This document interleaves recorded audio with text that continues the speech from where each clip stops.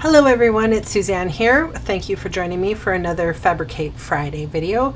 Today I have a really nifty looking box, and with my leftover papers I made a wee little card. So just as disclaimer here, this cotton ribbon is retired, but I had so much of it and I didn't realize that it was retired.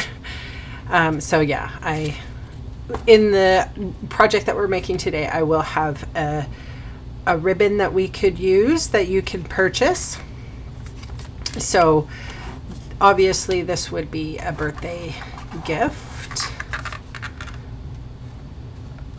And I went to town with the amount of paper. Ta-da! When I was at Ikea recently, I picked up a couple of votive candles for birthday gifts. And this is the box that I came up with to house that. And yeah, I am not restricting myself anymore for little tiny boxes. So I am using a size, you know, some bigger papers, or I'm just not limiting myself to one page, but hopefully you'll be able to figure it out. Now, on this example, I did notice that this gaped a little bit. So I adjusted the sizing for the top lid box just to be that 1/16 size bigger. And you don't notice it when it's sitting like this, but because of the weight of the candle, it sort of, you know, pitches forward. And with all the little leftover bits, I actually made a cute matching birthday card. So how cute is that? All right, I'm going to show you how to make it. So, like I said, I did not limit myself. So I have 3 pieces of paper. And the first one, which is the insert, which is the smallest, is a 6x6. The bottom, or the base of the box, is 7x7, and the lid is 8 1/16 by 8 1/16.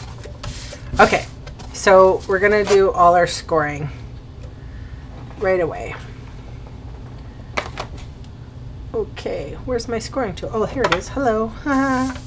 Okay, so on your 6-inch piece squared, you're going to go 1 inch on all 4 sides.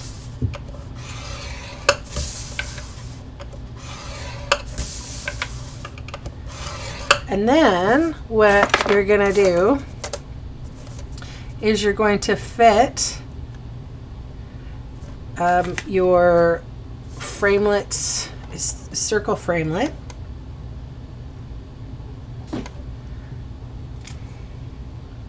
and this is the 4th one from the outside.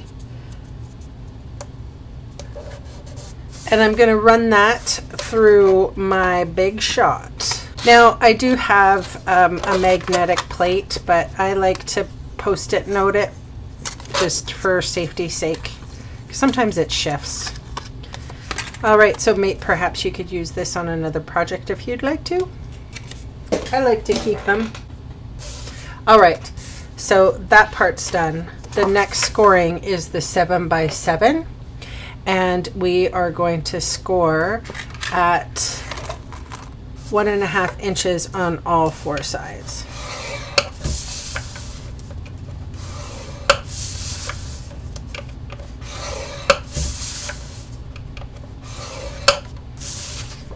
And I'm putting that aside, and then we're going to do the 8 1/16 by 8 1/16. Actually, it's just like a hair, just a tiny little bit bigger than 8 inches. And we're going to score at 2 inches on all 4 sides.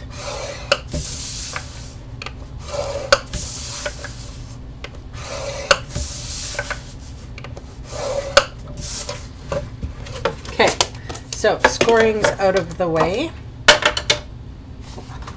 I'll get my bone folder here. So what we're going to do is burnish on all 4 sides, make a nice crisp cut or crease. Okay, so this is the top of the box. This is the biggest one, the 8 by 8. So I'm going to cut up on a score line, and I'm going to remove a whole square. This is very unusual. We don't normally do this when we make the boxes, but this is the back.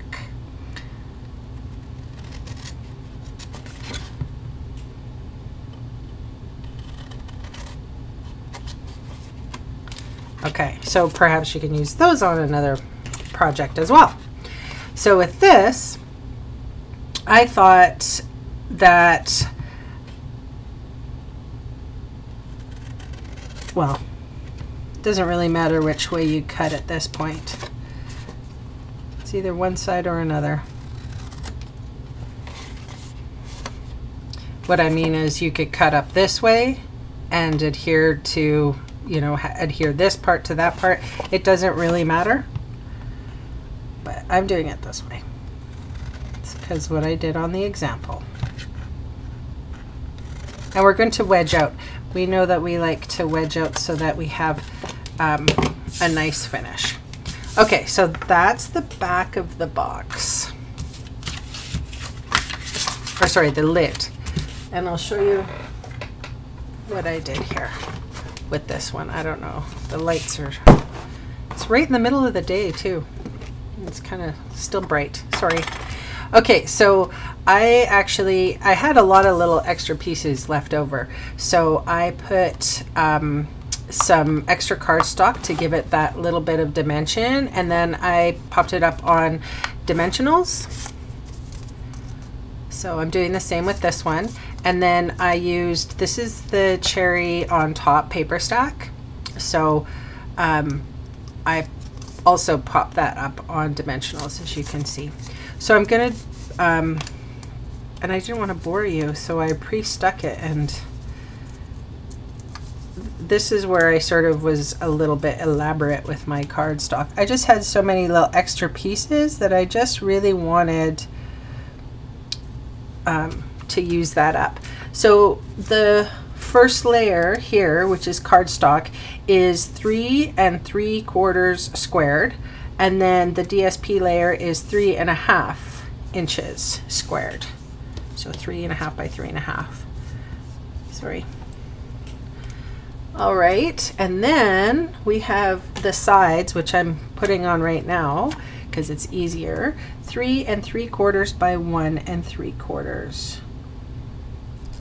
It's kind of nice. I can line it up to that guy.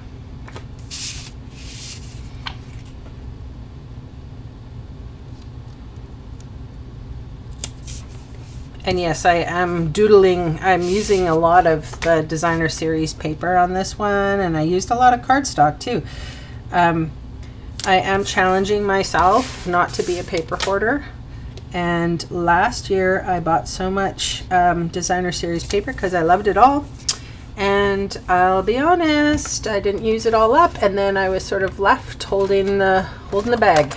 So not a great, I mean, I can still use it, but not for demonstrations because you can't buy it. All right, I'm just using some fast fuse. Oh my goodness. Today I'm having trouble with the fast fuse. Go figure.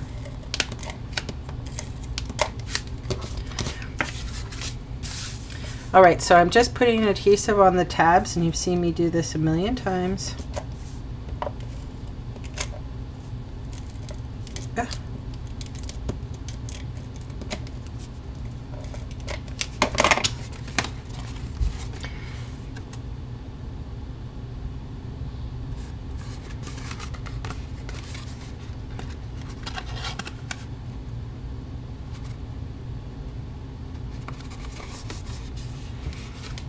So that's the box top made. I'm going to use a little bit of our tear and tape just on the very back bottom.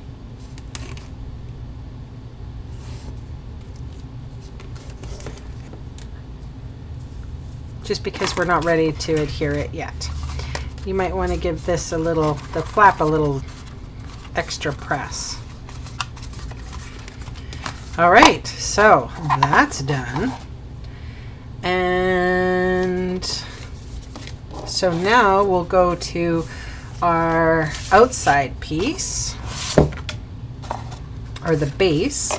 And this is pretty simple. You've seen me do this a million times before. So I did decide to do a pinwheel cut, and I'll show you what I mean by that. So we cut straight up.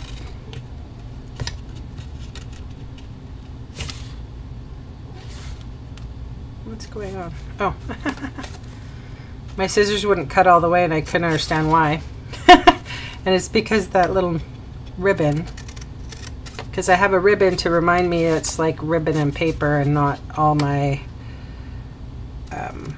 other stuff that I cut with. Okay, so we've cut that. We're going to turn it. We're going to make a little pinwheel. So we're wedging out on this.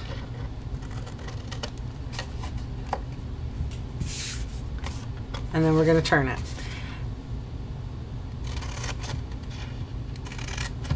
And the reason why I'm doing this is because that insert inside is a little tight and I don't want both sides. It's very snug, I'll put it that way. And I didn't want too much bulk. I want equal bulk on all sides.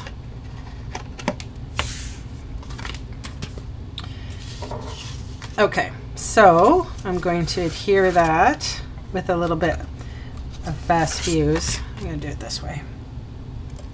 Light touch. There we go. I think I was given too much of a heavy touch there before.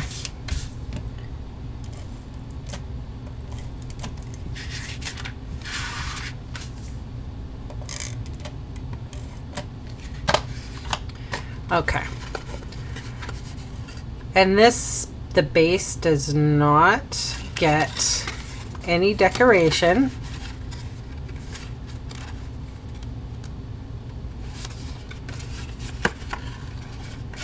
Ah.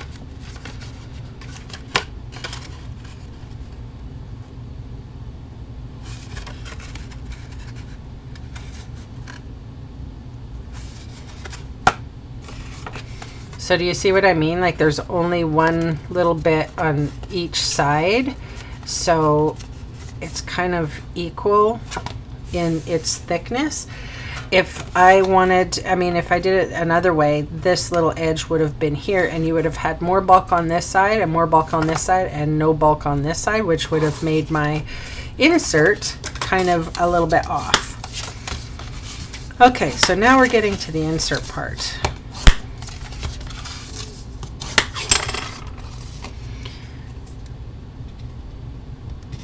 So it's like I'm wedging out. I am wedging out. It's not like it. It's exactly what I'm doing.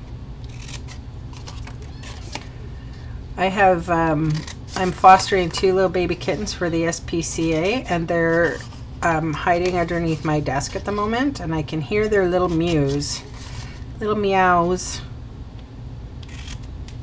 I think they like there's only 2 of them and they like to rough each other up quite a bit.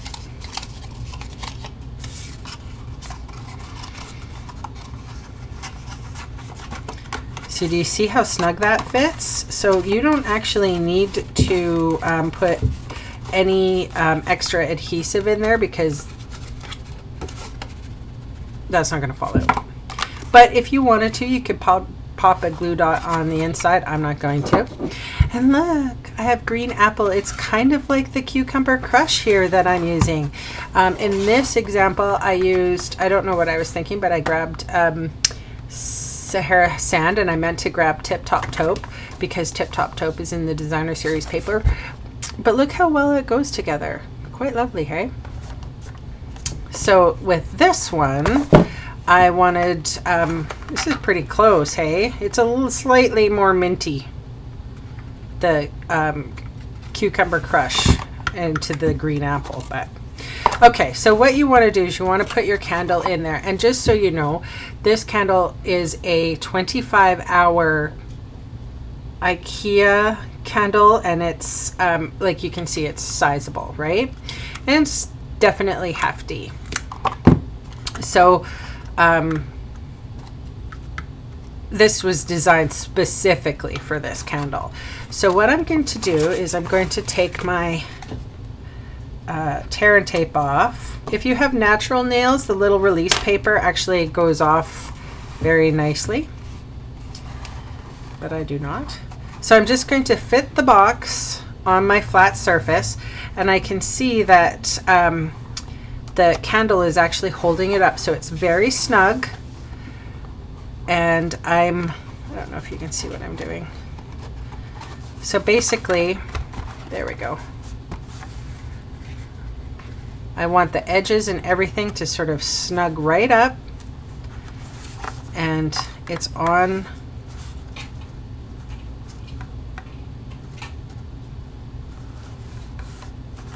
And then I'm sealing that down. So there's our box made. Haha, cute. Oh, why is it catching? There we go, it shouldn't catch. So this is the little card I made. And I'll show you how I did the standalone bow, because a lot of people have problems with bows. So I'm keeping the one piece towards me, and I'm making like a bunny ear. Then I'm going to take and loop around, and then I'm looping this bunny ear, and it's going to go through the hole.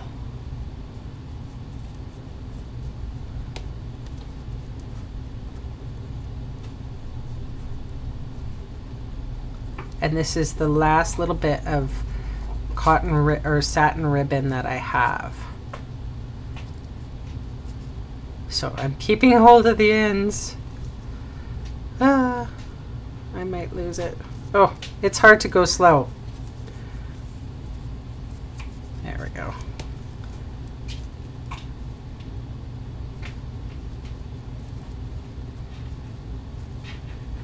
And then I actually put my fingers in here and I pull it taut.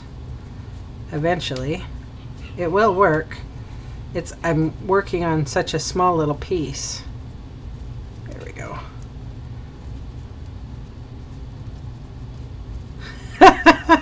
Oh gosh, this is difficult.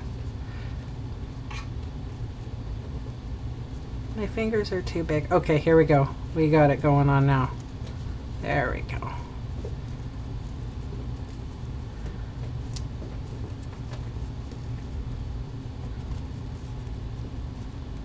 Okay, not much waste on that bow, that's for sure. So you just fuss with it until you like it. I think this is the 3/4 inch white satin trim.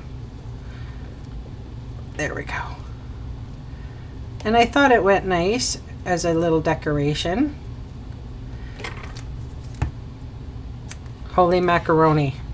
That spool of ribbon is finally done.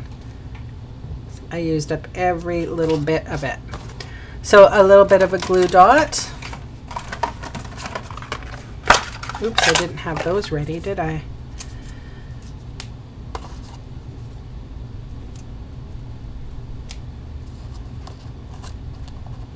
That was the front, yeah.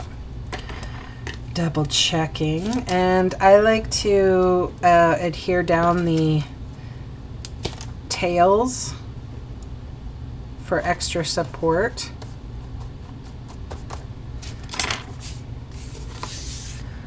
So that's the project for today. Thanks so much for joining me. If you liked any of the products that I used, please head to the description bar below and you'll be able to purchase with me if you're Canadian. And if you're not Canadian, then you could just follow my blog, and there's a link for that too. Hey, I'm on Facebook as well and Pinterest. See you soon.